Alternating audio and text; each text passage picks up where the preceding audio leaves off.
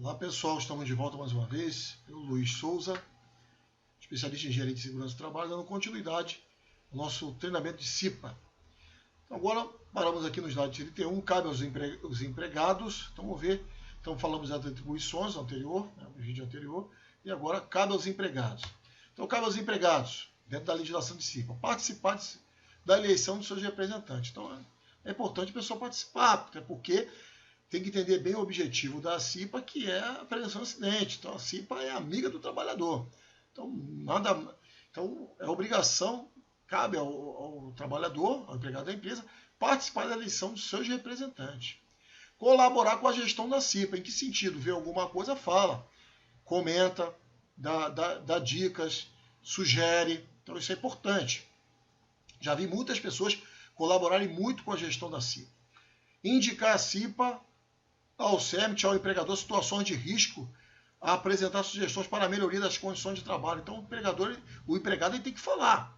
Então, tem muita gente, às vezes, que não fala, ou também, às vezes, não recebe liberdade de falar, mas é importante participar, cabe ao empregado. Porque o empregado, se ele não comunica o que está acontecendo, às vezes tem determinados tipos de situações de risco que é muito particular ali, no sentido de quase ninguém ter acesso ou conhecer. E o trabalhador está convivendo com aquilo e não fala para ninguém. Então é importante, o empregado ele está ajudando a CIPA, também ao CERMIT e, por sua vez, ao empregador falando dos problemas. Observar e aplicar no ambiente de trabalho as recomendações contra a prevenção de acidente. Então aquilo que for definido como medida de controle, como regra ou algo que tenha sido criado para um procedimento novo, ele aplicar no ambiente de trabalho e fazer por onde, fazer a parte dele. Então, cabe ao presidente da CIPA. Então, o presidente da CIPA tem o que como função, como atribuição?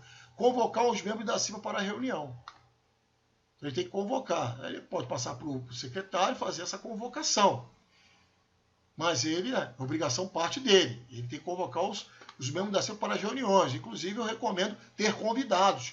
Convidar, às vezes, alguém de um órgão específico que pode contribuir com alguma coisa, uma demanda, chamar também o profissional de segurança, participar das reuniões de CIPA e, não menos importante, botar isso nos quadros, né? Divulgando isso aí. Então, convocar os membros da CIPA para a reunião.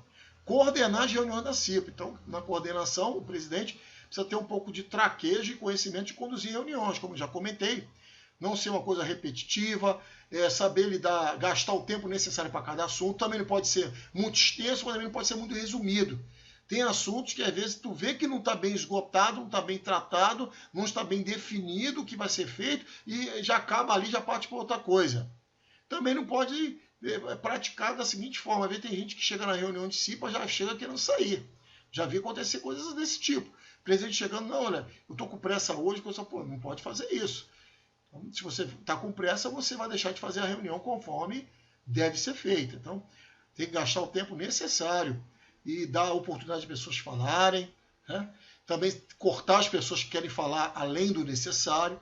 Então, isso tudo tem que estar trabalhando de maneira adequada. Às vezes pode querer alguém questionar, um membro de cima questionar outro, tem que saber pacificar isso para não ter dificuldade. Então, frente a esse tipo de exposição, que eu sei que pessoas que estão na CIPA, começando pelo presidente, vice-presidente e demais membros titulares, até suplentes de CIPA, precisam ter conhecimento de relacionamento interpessoal. Então, vai ter um módulo falando de relacionamento interpessoal, vai ter um módulo falando, tudo assim, módulos curtos, que vai te ajudar a ter um pouco mais de expertise para lidar com pessoas, né?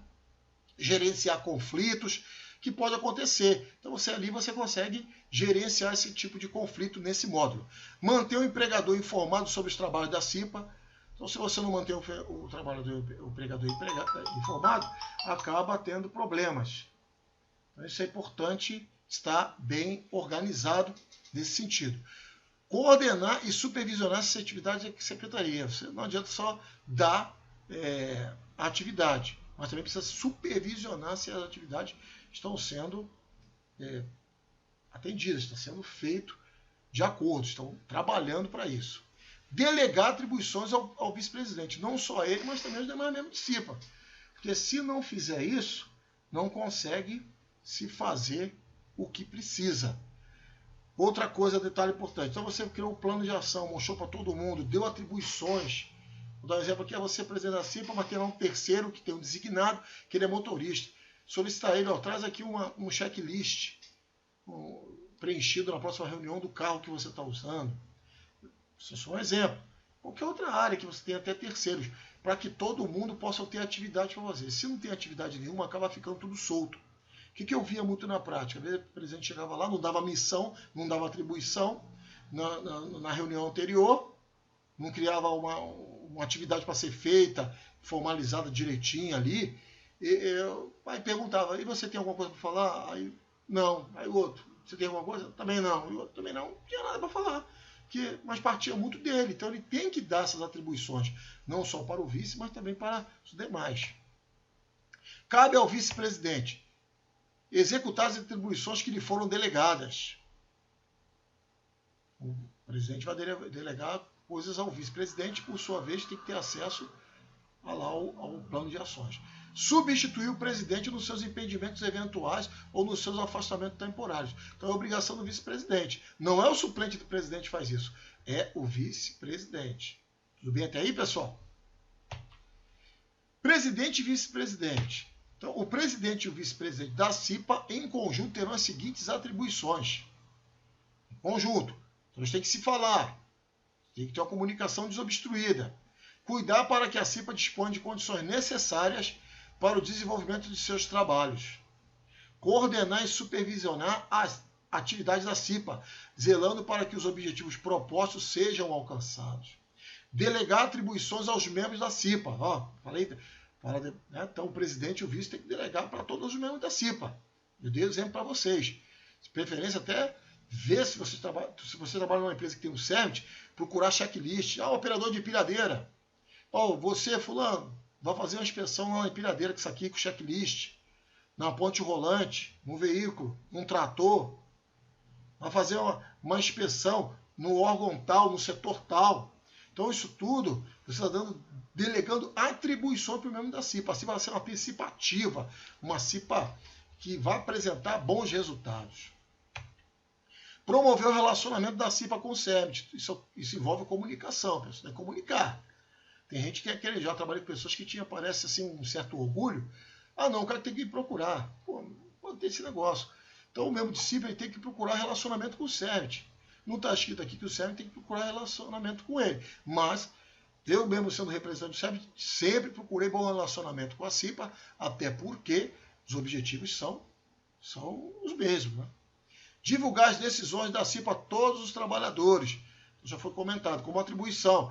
Fazer um relatório, ata de reunião, colocar fixada uma campanha, tudo que está se fazendo. As decisões da CIPA, o que a CIPA está fazendo? Encaminhar os pedidos de reconsideração das decisões da CIPA. O que a CIPA reconsiderar? Alguma coisa precisa ter um outro tipo de tratamento. Isso pode acontecer. Ou a CIPA pedir um parecer a um outro órgão especializado em determinada questão que possa surgir. Constituir a comissão eleitoral. Isso aqui, se já existe uma CIPA, a CIPA que está com mandato em vigência, ela precisa constituir uma CIPA, uma comissão eleitoral para já trabalhando no processo de eleição para a nova CIPA ser empossada quando a CIPA que estiver em vigor, ali ela que estiver valendo, que estiver no seu período de mandato, ela terminar e a outra ser empossada logo em seguida. Secretário da CIPA. O secretário da CIPA tem por atribuição acompanhar as reuniões da CIPA. Então ele tem que estar junto, tem que estar ali junto, escrevendo, redigindo, tem que ter poder de síntese, tem que ser uma pessoa que sabe escrever adequadamente, senão não vai chegar aos resultados que se esperados. Então, acompanhar as reuniões da CIPA e redigir as atas apresentando-as para aprovação e assinatura dos membros presentes. Preparar as correspondências. Então, todas as correspondências. Então, tem uma série de correspondências que precisam ser feitas, vamos deixar alguns formulários que precisam ser feitos. Então, isso é incumbência do secretário da CIPA. E outras que lhe forem conferidas. Então, pode haver uma campanha, algum documento, alguma coisa específica, o secretário terá também, dentro das suas atribuições, essa atividade. Funcionamento da CIPA. Então, as atribuições já foram definidas. Agora, como é que funciona isso? De que maneira vai funcionar a CIPA? Então, a CIPA terá reuniões ordinárias mensais, de acordo com o calendário pré-estabelecido. Então tem que ter um calendário ali com as atas de reuniões. Detalhe importante que eu oriento. Então, se você vai ter um calendário de reuniões, você vai precisar de dados mensais para fazer esta informação de HHT, homem-hora trabalhada, que eu vou estar falando mais à frente. Mas como estamos aqui tratando desse item no estudo da NR5, então eu vou citar uma introdução do assunto. Então é importante você ter a data para acontecer as reuniões, uma data que você tenha todos esses dados. O que eu quero dizer? Por exemplo, se você botar para o dia 1º, o dia 1º normalmente você não tem todos os dados de HHP, de homem-horas, de departamento pessoal. Né, você não tem essa informação, às vezes, com precisão. Às vezes precisa de alguns dias para ter isso aí, o órgão de departamento pessoal ou de recursos humanos dar essa informação. Então, eu já peguei cifras que ficavam sempre com uma pendência. Então, procurar uma data que você consiga ter tudo o que você precisa de informação para que feche a ata o mais rápido possível, todo mundo assim ali, fique tudo fácil para todo mundo. Tudo bem até aí? Então, é importante ter esse tipo de entendimento. As reuniões ordinárias da CIPA serão realizadas durante o expediente normal da empresa e em local apropriado. Então, tem que ser dentro do expediente. Então, você vai ter que ter um dia que vai ser feito, um dia da semana específico, e também o horário que essa reunião vai acontecer, né, de uma maneira que seja organizada pelo próprio pessoal de CIPA. As reuniões da CIPA terão atas assinadas pelos presentes com o encaminhamento das cópias para todos os membros. Tem que fazer. Você tem todos os dados na hora que você precisa, inclusive esse de HHT, já fecha tudo ali. O membro de CIPA, o secretário já está preenchendo o que puder preencher, para no dia ter tudo à mão. Bota lá o nome dos convidados, os nomes dos que estiveram lá presentes na reunião, justificar aqueles que faltaram, tudo bonitinho. E terminou a reunião, já imprime logo a quantidade que tiverem pessoas ali, tá? Todo mundo assina a ata e já encaminha, ou seja, não fica nada para trás. Se fica coisa para trás, fica às vezes sempre tendo dificuldade de ter informação e isso acaba criando tropeços para o trabalho, contratempos também. As atas devem ficar no estabelecimento à disposição do Ministério do Trabalho. Hoje seria o Ministério da Economia. Então, devem ficar no estabelecimento à disposição do Ministério do Trabalho. As atas. Todas elas em dia. Se não tiver isso, pode ser que a empresa seja multada. Reuniões extraordinárias devem ser realizadas quando? Nós falamos da reunião ordinária. Então, se a CIPA lá tem 1 ano, 12 meses. A reunião extraordinária, quando houver denúncia de situação de risco grave iminente. Tem que ser risco grave iminente. Algo que pode acontecer, um risco grave ou levar a pessoa até a óbito de uma hora para outra. Que determine a aplicação de medidas corretivas de emergência. Então, pode-se ter uma reunião extraordinária nesse sentido. Ocorrer acidente do trabalho grave ou fatal. Quando houver solicitação expressa de uma das representações também. Mas na questão do acidente grave ou fatal, já vai um algo a mais. Fatal, alguém morreu, tem que chamar a polícia, tem que chamar também o Ministério do Trabalho. E na polícia vai fazer inquérito policial, que houve óbito, e também informar o Ministério do Trabalho. E se for fatal, logicamente, tem que chegar e cercar a área, delimitar a área, para preservar as evidências da melhor forma possível ali. Certo? Então isso é importante. Quando houver solicitação expressa de uma das representações. Mas para fazer uma solicitação dessa, logicamente tem que tem que estar dentro de um cenário de risco grave iminente. Uma situação realmente relevante. As decisões da CIPA serão preferencialmente por consenso. Daí a importância do tanto o presidente quanto o vice saber lidar com tudo isso, saber lidar com as pessoas, saber fazer um gerenciamento de conflitos. Pode haver conflito, aquela coisa que acontece onde tem ser humano, às vezes tem esse tipo de coisa. E nisso vocês têm lá a apresentação, o vídeo que eu estou explicando ali um pouco dessa parte, para que vocês possam sempre trazer a questão das decisões com consenso. E outra coisa, nem tudo que a CIPA ter como uma pendência a ser tratada, ela vai conseguir chegar a ter uma resposta. Nem tudo, certo? Porque eu já peguei pessoas que se conseguiu atingir 80%, não conseguiu atender 20%, ele já se ficava agarrado nos 20%, como se o trabalho fosse um fracasso. Não pense assim, não. Se você conseguiu de 100% atender 80% das reivindicações, considera que sua CIPA caminhou bem. Tudo bem? Então, a gente tem que ter esse bom senso. Até porque a gente tem coisa que vai depender de verba. E nem sempre a verba está disponível na hora que a gente precisa. Às vezes tem que se programar, às vezes nem a nossa gestão vai resolver, claro, às vezes a gestão do mandato seguinte. Tudo bem? Não havendo consenso e frustrar a tentativa de negociação direta ou com mediação, a mediação envolve saber gerenciar o conflito. Será instalado o processo de votação, registrando-se a ocorrência na ata de reunião. Então isso aqui é o extremo. Então, eu já fui secretário de CIPA e tinham pessoas até do sindicato, um sindicato muito assim, vamos dizer, ficava batendo muito na tecla, o que não se conseguia resolver na CIPA, a nível de segurança e saúde, de imediato ele levava para o sindicato, mas ele mesmo acabava criando conflitos. Naquela época não se tinha muito, não se levantava muito a bandeira de gerenciamento de conflito, faz mais de 20 anos isso. Mas de qualquer forma, é o extremo, certo? Mas se acontecer, não conseguiu gerenciar esse conflito, pode ser feito um processo de votação e registrar na ata de reunião. Das decisões da CIPA, caberá pedido de reconsideração mediante requerimento justificado. Então, das decisões da CIPA, se tiver que fazer uma reconsideração, tem que fazer um requerimento e justificar por que dessa reconsideração. O pedido de reconsideração será apresentado à CIPA até a próxima reunião ordinária. Então, você tem um prazo. Adeus esses conflitos, você vai apresentar uma reconsideração para a CIPA e até a reunião seguinte. Até a próxima reunião, quando será analisado, devendo o presidente e o vice-presidente efetivar os encaminhamentos necessários. Então, isso é quando for o extremo, mas sempre buscar o consenso, a decisão por consenso. O mesmo titular perderá o mandato, sendo substituído por suplente, quando faltar mais de 4 reuniões ordinárias sem justificativa. Então, é preciso ter justificativa e registrar a justificativa na ata. Não dizer, foi no médio, não, houve justificativa, porque às vezes pode ter coisas que é de fora o íntimo, então tem que tomar esse cuidado. A vacância definitiva de cargo ocorrida durante o mandato será suplida por suplente.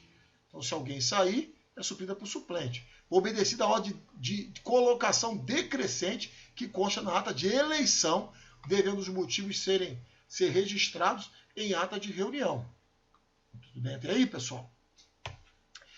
No caso de afastamento definitivo do presidente, então o presidente saiu, ele foi demitido, ou ele pediu demissão, o empregador indicará o seu substituto, ele tem um suplente, não está querendo dizer que seja o suplente, mas o suplente pode ser o substituto dele, pode, mas vai depender como pode ser uma outra pessoa que não tem nada, nem fazia parte da CIPA. Então, o empregador indicará o substituto em 2 dias úteis, preferencialmente entre os membros da CIPA, preferencialmente. E considerando que o presidente tem um suplente, pode ser esse. Mas, preferencialmente, não quer dizer que é obrigatório. No caso de afastamento definitivo do vice-presidente, esse já precisa ter o quê? Uma cartinha. Você tem uma carta dizendo, os mesmos titulares da representação dos empregados escolherão o substituto dentre os seus titulares em 2 dias também. O afastamento definitivo, mas o afastamento definitivo vai implicar nesse vice-presidente fazer uma carta de próprio punho para sair da CIPA, né, abrindo mão dos seus direitos na CIPA.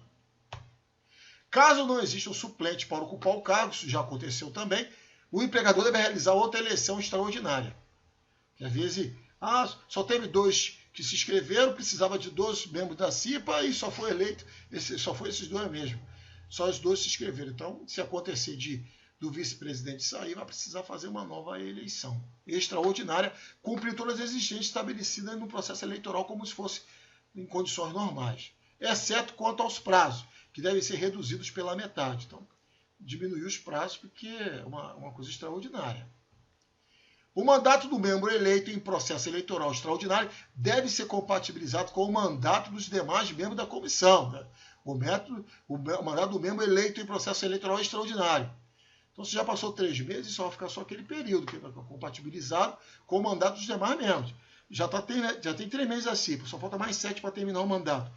Então, ele começou aí com 3 meses, ele só tem mais 7 meses para ficar no mandato. O treinamento de membro eleito em processo extraordinário deve ser realizado no prazo máximo de 30 dias, contado a partir da data da posse. Então, no caso de extraordinário, tomou a posse, então tem 30 dias para treinar esse trabalhador. Então a gente para aqui no treinamento, pessoal. Próximo assunto, próximo vídeo será falando sobre o treinamento, os itens constantes para o treinamento. Então estamos no slide 52. Se você tiver alguma dúvida do que falamos até agora, você nos encaminhe suas dúvidas. Assista ao vídeo, leia também o material, que nós estamos contribuindo com vocês com uma experiência que eu já tive muita em diversas CIPAs. Tudo bem até aí? Bons estudos e até a próxima.